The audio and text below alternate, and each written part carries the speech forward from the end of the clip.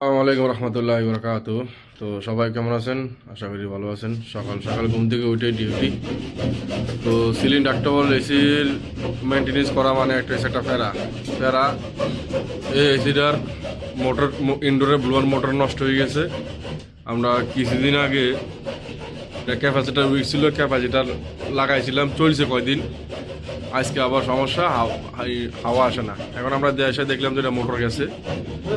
তো এখন দেখেন এই যে এসিগুলো তারা বসাইছে, তারা তো এসি বসাইছে ঠিক মতো।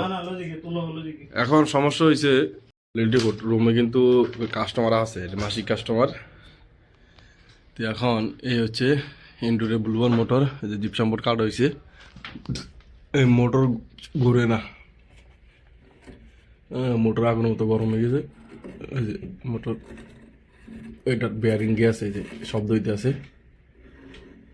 Bearing gas. তো এখন আমরা এটা চেঞ্জ করবো। আর এটা ওয়ারিংটা আমি ডিটেলসে দেবো আজকের এই ভিডিওতে। আলহামদুলিল্লাহ আমরা অবশেষে কিন্তু ব্লোয়ার মোটর খুলে ফেলছি। আর ডাক্তার বলে যে কাজের ভিত্তিতে যে আপনার পর্যাপ্ত পরিমাণ যদি জায়গা না থাকে, তাই কাজগুলো করা কিন্তু প্রচুর প্যারা, মানে প্যারা প্যারা মানে সেই লেভেলের প্যারা।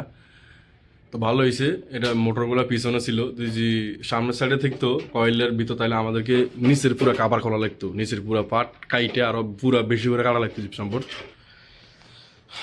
কারণ আমরা এগুলা খুইলা ওই যে নতুন মোটর লাগামো।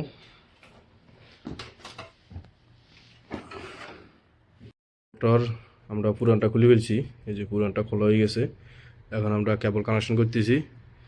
আর এগুলোর ডায়াগ্রাম কিন্তু বুঝে নিতে হবে, কারণ ডায়াগ্রাম যদি আপনারা না বুঝেন তাহলে কিন্তু মোটর কানেকশন কিন্তু করতে পারবেন না।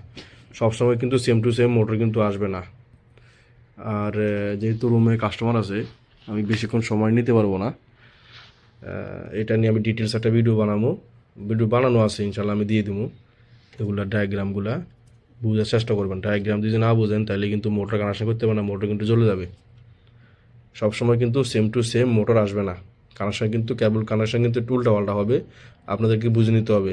হ্যাঁ, হাই লো মিডিয়াম নিউট্রাল কেবল কোনটা, তারপর আমাদের ক্যাপাসিটারের কেবল কোনগুলো, এগুলোকে বুঝে নিতে হবে। এই যে এই এসিগুলা, এগুলো কিন্তু কেরিয়ার সিলিং ডাক্টেবল এসি। হ্যাঁ, তো এসিগুলো কিন্তু 24 ভোল্টে অপারেট হয়। এই যে এখানে কিন্তু আলাদা করে ট্রান্সফর্মার বসানো আছে। তো আমি যদি দেখা, এটা ইনপুট হয়েছে কোথায়, ট্রান্সফর্মার আমার 220 ভোল্ট ইনপুট হয়েছে কাঠ থেকে। এই যে আমাদের আউটডোর থেকে যে ফেস আসছে নিউট্রাল ফেস, এই যে নিউট্রাল ফেস, এই দুটা কেবল চলে আসছে আমাদের কার্ডে, নিউট্রাল ফেস চলে আসছে। তো এখান থেকে নিউট্রাল, আর ওখান থেকে যে আমাদের কমিউনিকেশন যে কেবল আছে, ওই দুইটা গেছে ট্রান্সফর্মারে। তার মানে 220 ভোল্ট এখানে চলে আসছে। এখান থেকে যে আউটপুট দুইটা কেবল, এই যে এই দুইটা গেছে আউটডোরে 24 ভোল্ট কানেকশন। আমি যদি দেখাই Y1 Y2, এই যে Y1 আর হচ্ছে এই যে Y1 Y2 হচ্ছে 24 ভোল্ট।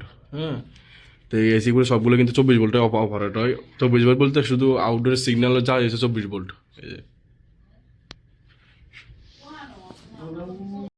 তো আলহামদুলিল্লাহ আমাদের কিন্তু মোটর লাগানো শেষ। আর কি যে একটা ফেরা, এর ভিতরে রুমে চলে এসেছে কাস্টমার, মানে বলার মতো না।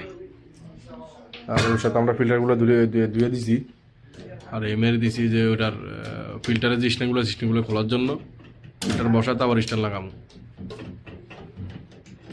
আর এই এসিগুলার মোটর চেঞ্জ করা আসলে বহুত ফেরার একটা কাজ, যন্ত্রণার একটা কাজ। আলহামদুলিল্লাহ আমাদের এসিটাও হয়ে গেছে।